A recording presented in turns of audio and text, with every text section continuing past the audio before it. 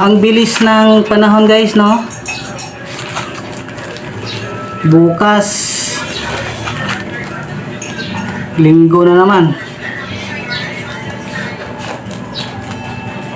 Grabe, tuloy ng panahon. Oy, bukas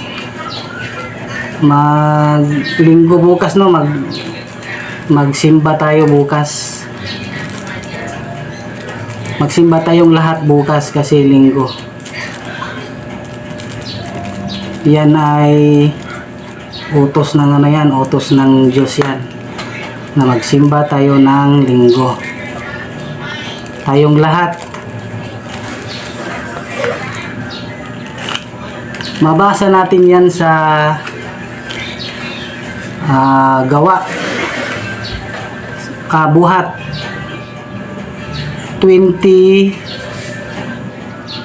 Buhat 20 verse 7. Basahin natin yung Biblia.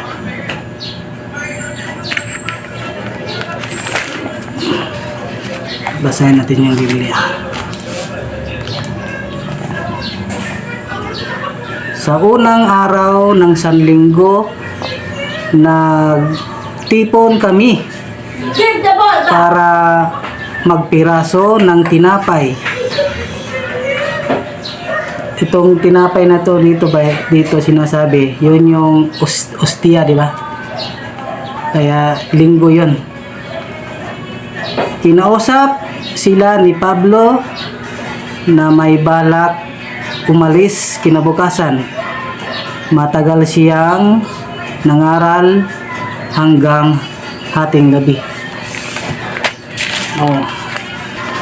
Mabasa talaga natin guys, no, na magsimba talaga tayo ng linggo.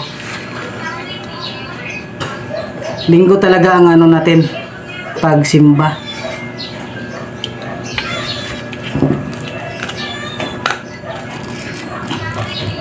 Iba talaga pag na guys, no, pag may edad na, mahilig na magbasa ng ng Biblia.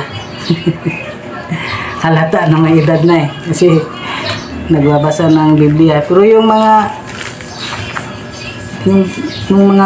bata ngayon, meron din namang nagbabasa ng Biblia pero bihira lang. Pero yung mga kasagara talaga, yung mga matanda na may edad na, yan na bilis na So, bukas gaya sa linggo bukas, huwag kalimutan magsimba.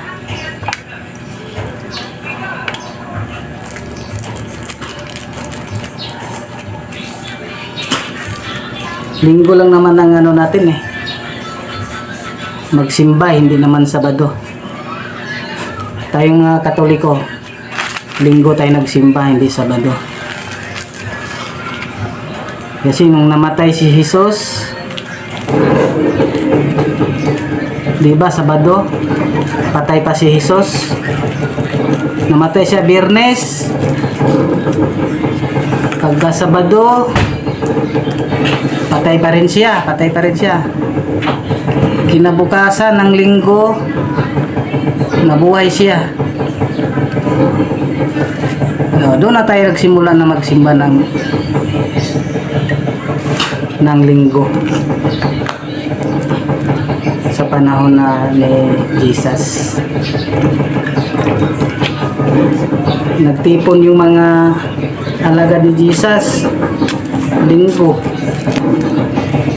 Si Pablo nagpipiraso ng tinapay linggo din. So linggo tayo magsimba. Kalimutan na bukas magsimba tayo.